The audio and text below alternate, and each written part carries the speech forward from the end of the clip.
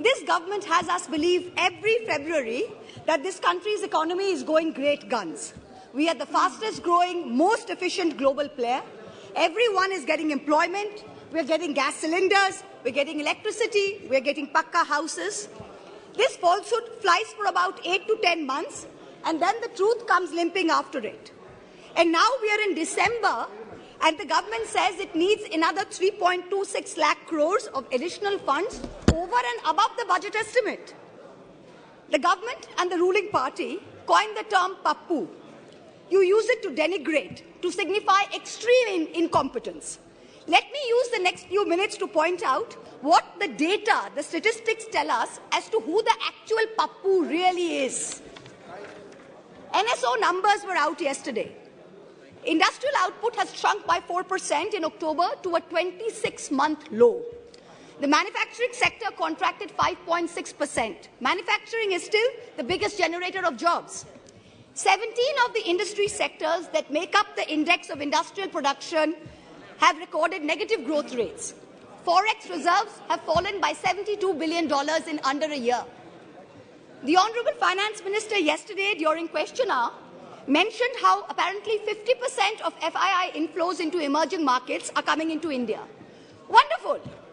But her colleague, the Minister of State for External Affairs, just last Friday, in response to a question in this very House, stated that almost 2 lakh people, 1,83,741 people, renounced their Indian citizenship in the first 10 months of 2022.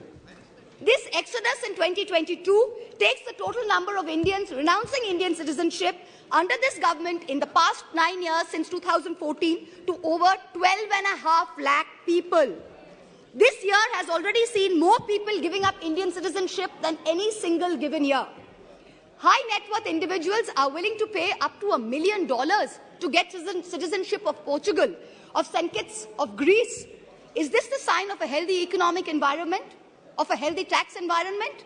Who's the Pappu now? The Finance Minister yesterday stood in this House and she likened us, the opposition, to Videsh ka dushman. And she said, we have Jalan ka bhavna at India's growth. I stand here today to tell the Honourable Minister, wherever she may be, to tell this government, to tell this ruling party, that all of us here have given up our lives, our youth, our jibon, our jobon, as it were, to dedicate ourselves to the service of this great land, to the service of its people. We represent the farthest corners of this country, from Karimpur to Kutch, from Katgodam to Kasargod. It is our inalienable right to ask the questions of this government. It is our right to question your incompetence.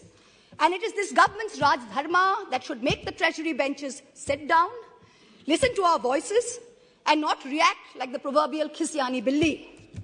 It requires enormous courage and tenacity to simply stand up here and speak the truth, and we are doing it. In contrast, the ruling party is moving from one incendiary issue to another, from the division of Bengal into North and South, to the Citizenship Amendment Bill, to releasing convicted lifetime murderers and rapists just before an election, to openly trying to challenge the judiciary into submission. You somehow keep hoping that you will scare India into submission and you will keep winning power term after term. But it's not working. You just went to election in 3 states. With all your might, with all your resources, you won in only one. The president of the ruling party could not hold on to his own home state. Who's the Pappu now?